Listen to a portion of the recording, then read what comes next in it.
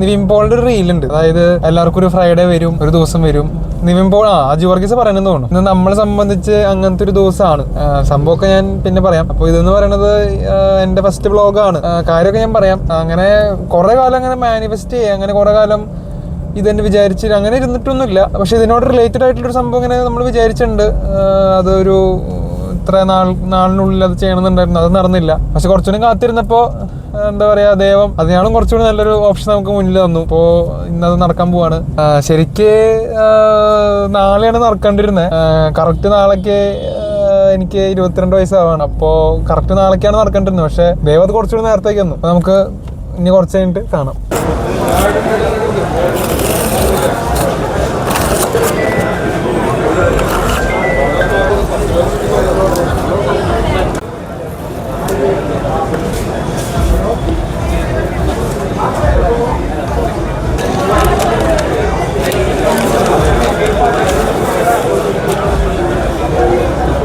കിട്ടണില്ലോ? എന്ത് തോന്നുന്നു? കുട്ടികളുടെ സന്തോഷം ഞാൻ നോക്കി നിൽക്കുന്നു. എന്ത് തോന്നുന്നു പെങ്ങൾ? ഹലോ ഗൈസ്, അപ്പോൾ ഇന്നലെ നമ്മുടെ മാക്ബുക്ക് മേടിച്ചു. ഞാൻ ഈ വീഡിയോ ആദ്യം തന്നെ പറയണു, ഈ വീഡിയോ അപ്ലോഡ് ചെയ്യണതോ ഷൂട്ട് ചെയ്യണതോ അങ്ങനെ ഫ്ലെക്സ് ചെയ്യാനോ അതിനൊന്നുമല്ല. അതായത് കുറച്ച് പേര് ഇത് കണ്ടിട്ടെങ്കിലും അവർക്കൊരു മോട്ടിവേഷൻ കിട്ടിക്കോട്ടെ എന്ന് വെച്ചിട്ടാണ്. അപ്പോൾ ഞാൻ ആദ്യം തന്നെ പറയണു, ഫ്ലെക്സ് ചെയ്യാനല്ല. അപ്പോൾ ഇതാണ് നമ്മുടെ സാധനം. എൻ്റെ ഫസ്റ്റ് ആപ്പിൾ പ്രൊഡക്റ്റാണ്. അപ്പോൾ അത് തന്നെ പറയണു, ഇതൊരിക്കലും ഞാൻ മറ്റേ ഷോ ഓഫ് ചെയ്യാനോ അതിനൊന്നും മേടിച്ചിട്ടുള്ളൊരു സാധനമല്ല. അതായത് എൻ്റെ കാഴ്ചപ്പാടിൽ എൻ്റെ ഫോണായാലും ശരി, ഞാൻ ഉപയോഗിക്കുന്ന എന്ത് ഡിവൈസ് ആയാലും ശരി, എൻ്റെ ഇവിടെ ഇരിക്കുന്ന സിസ്റ്റം ആയാലും ശരി, ഇതൊക്കെ എനിക്ക് ഇൻവെസ്റ്റ്മെൻ്റ് ആണ്. അതായത് ഈ സാധനങ്ങളൊക്കെ മേടിച്ചിട്ടാണ് ഞാൻ എന്തെങ്കിലുമൊക്കെ ഉണ്ടാക്കിയിട്ടുള്ളോ അതൊക്കെ ഉണ്ടാക്കിയേക്കണേ. ഈ ടൂൾസ് ഒന്നും ഇല്ലാണ്ട് ഞാൻ ഒരിക്കലും എത്തില്ല, അതെനിക്കറിയാം. അപ്പോൾ ഒരിക്കലും ഞാൻ ഇതുവരെ ഷോ ഓഫ് ചെയ്യാൻ വേണ്ടി ഒരു ഫോൺ മേടിച്ചിട്ടില്ല.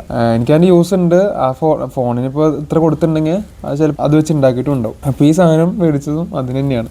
നമ്മുടെ മെയിൻ പർപ്പസ് എന്താണെന്ന് പറഞ്ഞാൽ, നമുക്ക് ശരിക്ക് ഞാൻ വീട്ടിലിരുന്നപ്പോൾ വർക്ക് ചെയ്യാൻ സീനില്ല.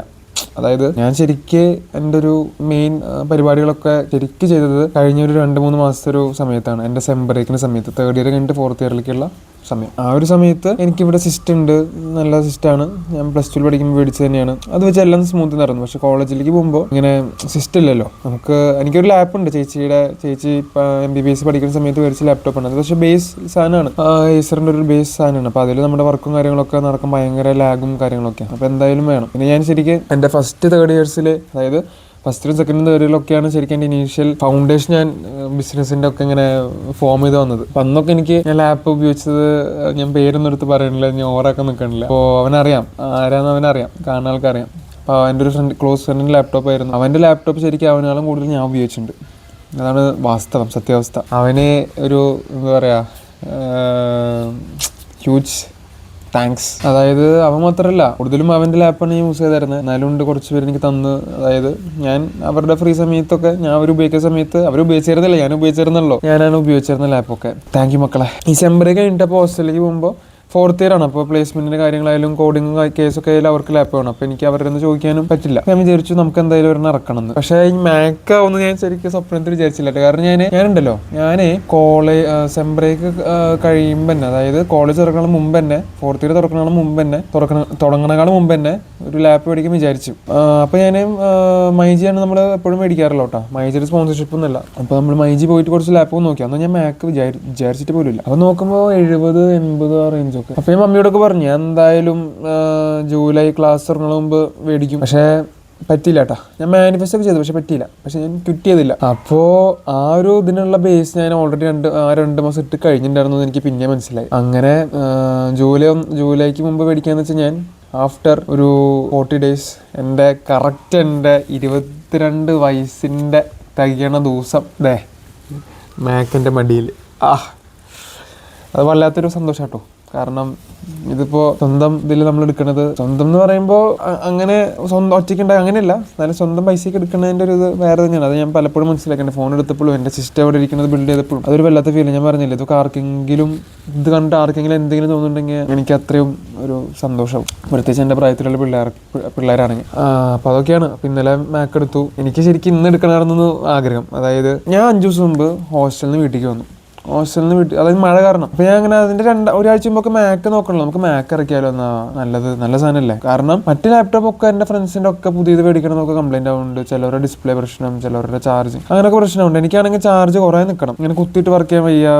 പിന്നെ ലൈറ്റ് വെയിറ്റ് ആയിരിക്കണം എൻ്റെ ഏറ്റവും, കാരണം കുറേ അങ്ങോട്ടും ഇങ്ങോട്ടും മാറി ചെയ്യുമ്പോഴൊക്കെ ഇങ്ങനെ ലൈറ്റ് ആവണ സാധനം, വർക്ക് നടക്കണം, അതായിരുന്നു നിർബന്ധം. നോക്കുമ്പോൾ മാക്കിനുള്ളോ വേറെ ഓപ്ഷൻ ഇല്ല. വില അങ്ങനെ ഉണ്ടെങ്കിൽ നമുക്ക് ഒന്നും ചെയ്യാൻ പറ്റില്ല. ഇത് പിന്നെ ഇപ്പോൾ ലേറ്റസ്റ്റ് യൂണിറ്റ് ആണ്. പിന്നെ മാക്കിൻ്റെ വില ഒക്കെ 3 ആഴ്ച മുമ്പ് നല്ല കൂടിയുണ്ട്. അപ്പോൾ ഒന്നും അഡ്ജസ്റ്റ് ചെയ്യാൻ പറ്റില്ല. അപ്പോൾ സാധനം കൂടെ എടുക്കണേ.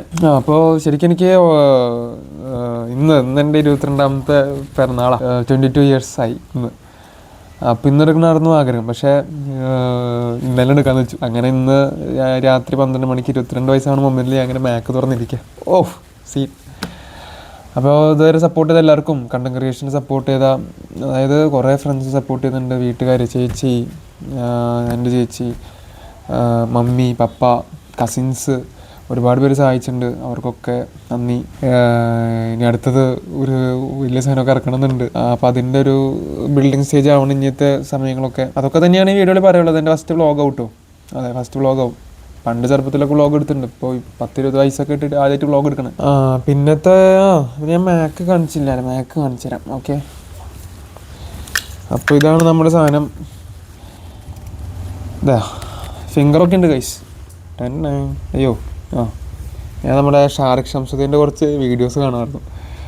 അപ്പോൾ ഇതിങ്ങനെ നമുക്കിങ്ങനെ സീൻ ജസ്റ്റ് ഞാനൊരു മ്യൂസിക് കേൾപ്പിച്ചുതരാം. എനിക്ക് കോപ്പിറൈറ്റ് കിട്ടാണ്ടിരുന്നാൽ മതി. നല്ല ഓഡിയോ ക്വാളിറ്റി കേട്ടോ. ഞാൻ ഫുള്ള് പാട്ട് വെച്ചാൽ എനിക്ക് കോപ്പിറൈറ്റ് കിട്ടും. അപ്പോൾ അതൊക്കെയാണ് സാധനം. എനിക്ക് ആഗ്രഹമുണ്ട് ഈ വീഡിയോ ഇതിൽ എഡിറ്റ് ചെയ്തിട്ട് ചെയ്യണമെന്ന്. ഇതൊക്കെ തന്നെ. അതായത് ഇപ്പോൾ ഇത് ഞാനൊന്നും പഠിച്ചിട്ടില്ല. ഇത് കഴിച്ചത് ഇത് പഠിച്ചെടുക്കുമ്പോൾ എത്ര നാളൊന്നും എനിക്കറിയില്ല. ഇതൊക്കെയാണ് സാധനം. ഇത് അപ്പോൾ നമ്മൾ മേടിച്ചിട്ടുള്ളത് 512 SSD, 16 GB RAM, 13 ഇഞ്ചിൻ്റെ കേട്ടോ. 15 ഇഞ്ചിൻ്റെ കിട്ടില്ലെന്ന് തോന്നുന്നു. ഈ യൂണിറ്റ് ഇന്നലെ വന്നുള്ളൂ. ഇന്നലെ അവർ ഇറക്കിയുള്ളൂ. നല്ല പ്രൈസിന് കിട്ടി. സീനായിരുന്നു. അങ്ങനെ ഭയങ്കര സന്തോഷമുണ്ട്. ഇതൊക്കെ തന്നെ വീഡിയോയിലുള്ളൂ. സോ ആകെ ഒരു വിഷമമുള്ളതെന്ന് വെച്ചാൽ, ഞാൻ എന്തെടുക്കുമ്പോഴും എൻ്റെ മമ്മിയുടെ അമ്മ, പാവർട്ടി അമ്മ എന്ന് പറയാം, മമ്മിയുടെ അമ്മേനെ കാണിക്കാൻ പോകും. ഫോൺ എടുത്താലും ശരി. പിന്നെ കഴിഞ്ഞ വർഷം ഞാൻ ഒരു മോണിറ്റർ എടുത്തിട്ടുണ്ടായിരുന്നു, 27 ഇഞ്ചിൻ്റെ മോണിറ്റർ. അത് ഞാനപ്പോൾ അമ്മാമ്മയുടെ അടുത്തേക്ക് ഓർഡർ ചെയ്തത്. ആ പെട്ടിയൊക്കെ ഒന്ന് അമ്മ കാണട്ടെ വെച്ചിട്ട്, ആ വലിപ്പൊക്കെ. അപ്പോൾ എനിക്കിപ്പോഴും ഓർമ്മയുണ്ട്, ഞാൻ എൻ്റെ വീട്ടിൽ നിന്ന് ആ സാധനം ഡെലിവറി എടുക്കാൻ പോകുമ്പോൾ, അമ്മമ്മയുടെ വീട്ടിൽ നിന്ന് ഡെലിവറി എടുക്കാൻ പോകുമ്പോൾ ആമസോണിൽ ഓർഡർ ചെയ്തത്. അപ്പോൾ അവിടെ എത്തി. അപ്പോൾ കൊറിയർ എടുക്കാൻ പോകുമ്പോൾ അമ്മമ്മ പെട്ടി കണ്ട് പറഞ്ഞു, ഇത്ര വലിയ സാധനമൊക്കെ മേടിക്കാനായില്ലേ. അത് പക്ഷേ ഇപ്രാവശ്യം നടക്കുന്നില്ല. അമ്മമ്മ she passed away 11 months ago. അടുത്ത മാസത്തേക്ക് ഒരു വർഷമാണ്. അമ്മമ്മ പക്ഷേ സ്വർഗത്തിൽ നിന്ന് കാണുന്നുണ്ടാവും. അപ്പോൾ അമ്മേനെ കാണിക്കാൻ പറ്റിയില്ല എന്നൊരു വിഷമം. പക്ഷേ എല്ലാം അവിടെ നിന്ന് കാണണ്ട. അമ്മമ്മയുടെ ബ്ലെസ്സിങ്സ് ഒക്കെ ഉള്ള കാരണമാണ് ഇപ്പോഴും ഇത് സ്മൂത്തായി നടക്കണത്. അപ്പോൾ അങ്ങനെ അപ്പോൾ ആദ്യത്തെ ഇനീഷ്യൽ സ്റ്റേജൊക്കെ ഫ്രീലാൻസിങ്, വീഡിയോ എഡിറ്റിംഗ് ഒക്കെ ആയിരുന്നു. ഇപ്പോൾ നമ്മൾ ഡിജിറ്റൽ പ്രൊഡക്ഷനിൽ കടന്നിരിക്കുകയാണ്. അങ്ങനെ സ്മൂത്താണ് ഇപ്പോൾ. ഇനിയിപ്പോൾ ഒരു ഡൗൺഫോൾ ഉണ്ടായാലും നമ്മൾ കയറി വരും. കാരണം ഇപ്പോൾ വന്നപ്പോൾ കംബാക്സ് നമുക്കിപ്പോൾ ഒരു വീക്ക്നെസ്സായി മാറിയിരിക്കുകയാണ്. ഞാൻ തന്നെ പൊക്കി പറയുന്നതല്ല കേട്ടോ ഗൈസ്, ഞാൻ ആർക്കെങ്കിലും മോട്ടിവേഷൻ ആയിക്കോട്ടെ വെച്ചിട്ട് പറയുന്നതാണ്. അപ്പോൾ അങ്ങനെ ഇന്നലെ മാക് ബുക്ക് എടുത്തു. നല്ല ഒരു നിമിഷമായിരുന്നു അത്. ചേച്ചി കൂടി ഉണ്ടായിരുന്നു, മമ്മി കൂടി ഉണ്ടായിരുന്നു. പിന്നെ എൻ്റെ 2-3 ഫ്രണ്ട്സിനെ വേണമെന്നുണ്ടായിരുന്നു. എനിക്ക് അവിടെ കുറേ അത്യാവശ്യം സഹായിച്ച പിള്ളേരാണ്, നമ്മുടെ ഫ്രണ്ട്സ്, ചങ്സാണ്, മുത്തുമണീസാണ്. പക്ഷെ അവർക്ക് തീരെ വരാൻ പറ്റാത്ത കാരണങ്ങളാൽ, തിരക്കുകളാൽ ഇങ്ങോട്ട് വരാൻ പറ്റിയില്ല. ഒരാൾ കോഴിക്കോട്, ആലപ്പുഴ, പത്തനംതിട്ടയൊക്കെയാണ്. അപ്പോൾ അവർക്ക് എന്തായാലും പോസിബിൾ ആയിരുന്നില്ല. വീട്ടിൽ തിരക്കുണ്ടായിരുന്നു അവരുടെ. അപ്പോൾ അവരൊന്നും പറയാനും പറ്റില്ല. അങ്ങനെ മമ്മിയുടെ മുമ്പിൽ വെച്ച് അൺബോക്സ് ചെയ്തു, ചേച്ചിയുടെ മുമ്പിൽ വെച്ച് അൺബോക്സ് ചെയ്തു. അത് വല്ലാത്തൊരു മൊമെന്റ് തന്നെയായിരുന്നു. Thanks for support. ഇനിയും സപ്പോർട്ട് ചെയ്യാം. കൂടുതൽ ഇനി കണ്ടന്റ്സ് സെറ്റാക്കണം നമുക്ക്. കാരണം ഇപ്പോൾ മാക്ക് കിട്ടി. പക്ഷെ മറ്റന്നാൾ എൻ്റെ ഇന്റേണൽസ് തുടങ്ങാണ്ട്. എനിക്കറിയില്ല എന്ത് ചെയ്യേണ്ടതെന്ന് ഇനി. ഒന്നും പഠിച്ചിട്ടില്ല guys. So thanks for watching.